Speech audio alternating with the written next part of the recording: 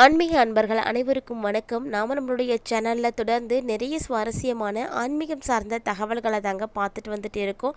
அந்த வரிசையில் இன்றைக்கி என்ன பார்க்க போகிறோம் அப்படின்னா, வரக்கூடிய மே மாதம் 26ஆம் தேதியான திங்கட்கிழமை என்று உருவாகி இருக்கக்கூடிய அமாவாசை பார்த்திங்கன்னா ரொம்பவே அற்புதமான ஒரு அமாவாசை தான்.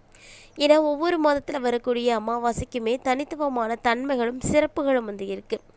அதாவது இந்த முறை வரக்கூடிய அமாவாசை தமிழ் மாத கணக்கின்படி பார்த்தோன்னா வைகாசி மாதத்தில் வரக்கூடிய அமாவாசை. தமிழ் மாதத்தில் 2வது மாதமாக இருக்கக்கூடிய இந்த வைகாசி மாதம் முருகப்பெருமானுக்கு உரிய ஒரு மாதம். இந்த மாதத்தில் வைகாசி விசாகம் வெகு விமர்சையாக வந்து கொண்டாடுவாங்க. ஸோ அப்படிப்பட்ட வைகாசி மாதத்தில் வரக்கூடிய அமாவாசையை சிரேஷ்ட அமாவாசை அப்படின்னு சொல்கிறது உண்டு. தற்போது வந்திருக்கக்கூடிய அமாவாசை பார்த்திங்கன்னா மிகப்பெரிய அளவில் பல சுவாரஸ்யமான விஷயங்களை எல்லாமே வந்து உள்ளடக்கியிருக்கு அப்படின்னு தான் சொல்லணும். அதாவது இந்த காலகட்டங்களில் சனி ஜெயந்தி விரதம் இருக்கக்கூடியவர்கள் இந்த டைமில் வந்து கண்டிப்பாக வந்து இருக்கலாம். இந்த அமாவாசை பித்தர்களுடைய சாபம் போக்கக்கூடிய அமாவாசையாகவும் வந்து பார்க்கப்படுது. ஸோ சனி ஜெயந்தி பித்தர்களுடைய தோஷம் போக்கக்கூடிய ஒரு நிலை அப்படின்னு எல்லாம் கலந்து வரக்கூடிய இந்த ஒரு நாளில் நீங்கள் வழிபாடுகள் செய்கிறது ரொம்பவே நல்லது. ஜோதிட ரீதியாக பார்த்தீங்க அப்படின்னா வைகாசி மாத அமாவாசை சந்திரன் ரிஷபராசியில் உச்சமடையும் பொழுது தான் ஏற்படுது. ஸோ இந்த டைமில் ரொம்பவே சிறப்பு வாய்ந்த பலன்கள் எல்லாமே வந்து கிடைக்க இருக்குது. இருந்தாலுமே கூட இந்த காலகட்டங்களில் அமாவாசை திதியானது எப்போ ஏற்படுது, எவ்வளோ நேரம் இருக்குது, எப்போ தர்ப்பணம் கொடுக்கணும், என்ன மாதிரியான விஷயங்கள் எல்லாம் நீங்கள் தொடர்ந்து நல்லபடியாக செய்தீங்க அப்படின்னா நல்ல மாற்றங்கள் கிடைக்கும் அப்படின்றத எல்லாமே பார்க்கலாம். வீடியோக்குள்ளே போகிறதுக்கு முன்னாடி நீங்கள் இன்னும் நம்ம சேனலை சப்ஸ்கிரைப் பண்ணாமல் இருந்தீங்க அப்படின்னா மறக்காமல் சேனலை சப்ஸ்கிரைப் பண்ணிக்கோங்க. கூடவே பக்கத்தில் இருக்கிற பெல் ஐக்கானையும் கிளிக் பண்ணிக்கோங்க. அப்போ தான் நாங்கள் போடக்கூடிய வீடியோக்கள் எல்லாமே உங்களுக்கு நோட்டிஃபிகேஷனாக உடனுக்குடன் வந்தாலையும் நீங்களும் பார்த்து பயன்பெறலாம். வாங்க வீடியோக்குள்ளே போகலாம். பொதுவாக ஒவ்வொரு கடவுளை வழிபாடு செய்வதற்குமே உரிய நாள், நட்சத்திரம், திதி அப்படின்றதெல்லாம் இருக்கும். அதில் பார்த்தீங்க அப்படின்னா எல்லா நாட்கள்லையுமே நம்ம போய் கடவுளை வழிபாடு செய்யலாங்க. எந்த கடவுளை வேணாலும் எப்போ வேண்டுமானாலும் வழிபாடு செய்யலாம். ஆனால் நம்ம முன்னோர்களை வழிபாடு செய்யணும் அப்படின்னா அதற்காக இருக்கக்கூடிய ஒரே நாள் அப்படின்றது அது அமாவாசை மட்டும்தான். இந்த திதியை விட்டுட்டோம் அப்படின்னா வேற எப்பவுமே வந்து நம்மளால் முன்னோர்களை வழிபாடே செய்ய முடியாதுங்க. கண்டிப்பாக ஒவ்வொரு மாத்திரம் வரக்கூடிய அமாவாசையுமே தொடர்ந்து வழிபாடு செய்யுங்க. ஏன்னா முன்னோர்களுடைய ஆசி அப்படிங்கிறது நமக்கு ரொம்ப ரொம்ப முக்கியமானது. ஸோ நம்மளுடைய வாழ்ந்து மறைந்த முன்னோர்களை நம்ம வழிபாடுகள் செய்வதால் அவங்களுடைய ஆத்மா சாந்தி அடைந்து அவங்க கொடுக்கக்கூடிய நல்லாசைகள் பார்த்திங்கன்னா அனைவரையுமே சிறப்பாக வாழ வைக்கும். ஒருவேளை உங்களுடைய குடும்பத்தில் மூதாதையர்கள் வந்து இல்லை, அதாவது இன்னும் இருக்காங்க அப்படின்னா கட்டாயமாக அவங்கள வந்து நீங்கள் நல்லபடியாக பார்த்துக்கோங்க. ஏன்னா ஒவ்வொருவருக்குமே அவங்களுடைய கடமைகளை வந்து சரியாக செய்யணும் அப்படின்றது தான் முக்கியமானது. தாய் தந்தையரை இழந்திருக்கக்கூடியவங்க கண்டிப்பாக வந்து தர்ப்பணம் கொடுக்கணும். தர்ப்பணம் அப்படிங்கிறது அமாவாசை திதி முழுமையாக இருக்கக்கூடிய நாளில் நீங்கள் செய்யக்கூடியது. ஸோ வரக்கூடிய 26ஆம் தேதி திங்கட்கிழமை அன்னைக்கு அமாவாசை திதி பார்த்திங்கன்னா காலையில் 11:30 மேலே ஆரம்பமாகுது. அன்றைய தினத்தில் 1 மணிக்குள்ளே தர்ப்பணம் கொடுத்துடுங்க, ரொம்பவே சிறப்பாக இருக்கும். ஸோ இந்த திதி மேலும் பார்த்திங்கன்னா 27ஆம் தேதி காலையில் 9:02 வரைக்குமே இருக்க போகுது. ஆனால் இந்த நாளில் நீங்கள் வழிபாடுகள் செய்கிறது ரொம்ப ரொம்ப விசேஷமானதாக இருக்கும். கூடவே பார்த்திங்கன்னா ஆன்மீக ரீதியாக அமாவாசை அப்படிங்கிறது ரொம்ப நல்ல ஒரு நாள். இந்த நாளில் நம்ம வைக்கக்கூடிய கோரிக்கைகள் அத்தனையுமே வந்து நிறைவேற்றி தரப்படும் அப்படின்னு சொல்லுவாங்க.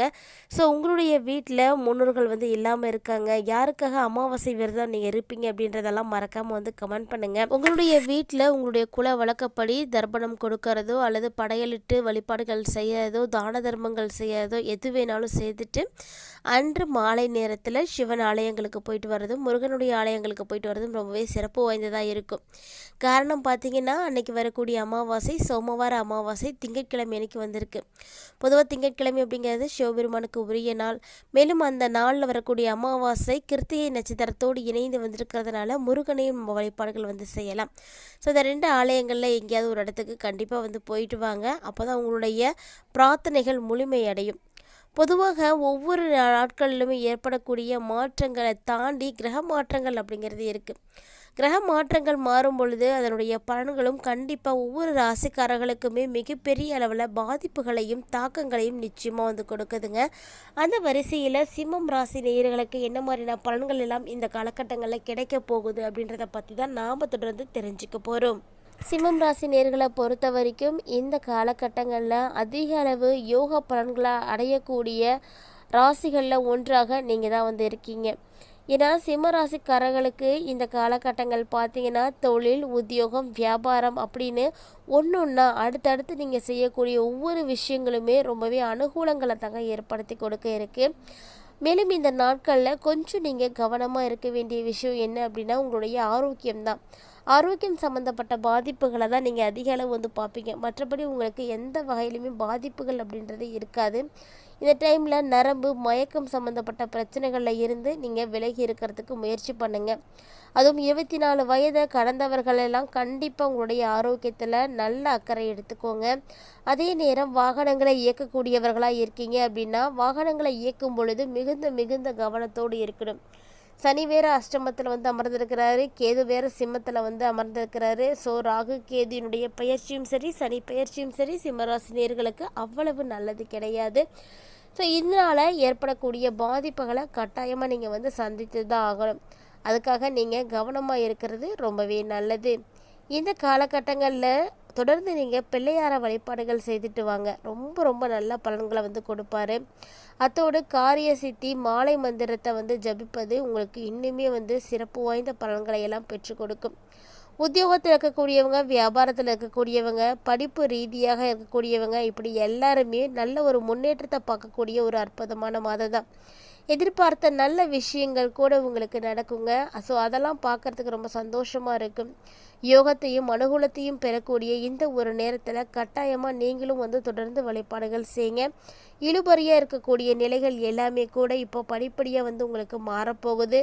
ஸோ இதெல்லாம் வந்து நீங்களே வந்து கண்கூடாக வந்து பார்க்க போகிறீங்க. எல்லாமே ஒரு நல்ல மாற்றத்தோடு தான் வந்து இருக்க போகுது. கிட்டத்தட்ட பார்த்தீங்கன்னா சிம்மராசி நேயர்களுக்கு மிகப்பெரிய அளவில் மாற்றங்கள் கிடைக்கக்கூடிய நேரத்தை நீங்கள் நெருங்கிட்டீங்கன்னு சொல்லலாம். பொதுவாக கொடுத்த வாக்கை காப்பாற்றக்கூடிய ஒரு நேரம் இந்த டைமில் சிம்மராசினியர்களுக்கு இருக்குது. எப்போதுமே கொடுத்த வாக்கை காப்பாற்றுவதற்கு முயற்சி செய்யக்கூடியவர்கள் தான். ஆனால் ஒரு சில நேரங்களில் உங்களுக்கு நேர காலங்கள் கை கொடுக்காமல் இருக்கும் பொழுது அதை செய்ய முடியாமல் போகலாம். ஆனால் இப்போ பார்த்தீங்கன்னா நீங்கள் என்ன விஷயங்கள் தாங்க வந்து கை கொடுக்குதோ இல்லையோ உங்களுடைய வாக்கு சிந்தனை நல்லா இருக்குது. ஸோ நீங்கள் கொடுத்த வாக்கு கண்டிப்பாக வந்து காப்பாற்றுவீங்க. குடும்பத்திலும் சரி வெளிவட்டாரத்திலும் சரிங்க, கொடுத்த வாக்கை நீங்கள் காப்பாற்றி மிகப்பெரிய அங்கீகாரத்தையும் மரியாதையும் வந்து பெற போகிறீங்க. அதுவும் மட்டும் இல்லாமல் உங்களுடைய வாழ்க்கையில் நீண்ட நாட்களாக இருந்துட்டு இருக்கக்கூடிய பிரச்சனைகள் இப்போ பரிபூர்ணமாகவே வந்து நிவர்த்தியாக போகுது. ஸோ தொழில் சார்ந்த விஷயங்கள்லையும் நல்ல ஒரு அனுகூலங்களை வந்து பார்க்க போகிறீங்க. நல்ல ஒரு காலகட்டம் தாங்க. குறிப்பாக பொருளாதாரத்தில் நல்ல முன்னேற்றத்தை நீங்கள் வந்து பார்க்க போகிறீங்க. எல்லா வகையிலையுமே நல்ல ஒரு நிலைகளை வந்து சந்திக்கக்கூடிய சிம்மராசி நேர்களுக்கு படிப்பு, உத்தியோகம், வியாபாரம் அப்படின்னு சூப்பராக இருக்க போகுதுங்க. எல்லாமே சட்டுன்னு இருக்கக்கூடிய தடைகளை எல்லாம் விலக்கி மிக உயரத்துக்கு கொண்டு போய் சேர்க்க போகுது.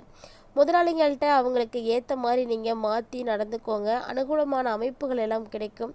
அவங்களோட வாக்குவாதங்களில் ஈடுபடாமல் முற்றிலுமாக இருக்கிறது ரொம்பவே நல்லது. இந்த காலகட்டங்களை பொறுத்த வரைக்கும் சிம்மராசி நேயர்கள் முன்கோபத்தை வந்து குறைச்சிக்கிட்டே இருக்கிறது இன்னுமே வந்து நல்லதுங்க. ஸோ எந்த ஒரு விஷயமா இருந்தாலுமே கூட அவசரப்பட்டு எந்த ஒரு முடிவும் வந்து எடுக்காதீங்க. நிதானமாக இருங்க.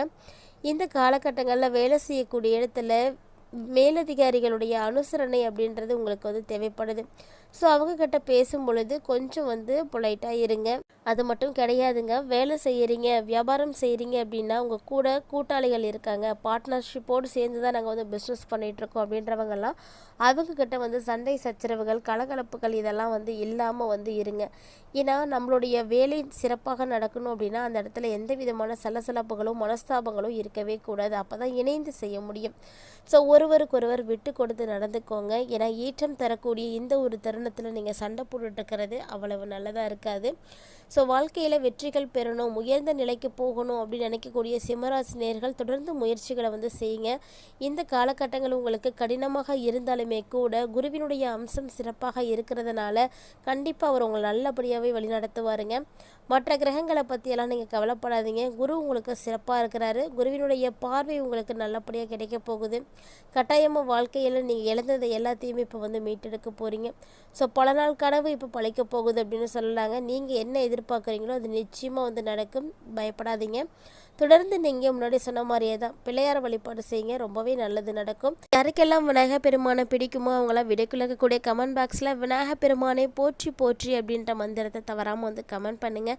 விநாயகருடைய நல்லாசியோடு வரக்கூடிய நாட்கள் நீங்கள் எளிமையாகவே வந்து கடந்து வரலாம். இந்த காலகட்டங்களில் நீங்கள் செய்யக்கூடிய முயற்சிகள் அனைத்தும் வெற்றிகள் கொடுக்கக்கூடிய நிலையில் கட்டாயமாக எந்த ஒரு முயற்சியுமே வந்து மிஸ் பண்ணிடாதீங்க. வாய்ப்புகளையும் வந்து தவற விட்டுறாதீங்க.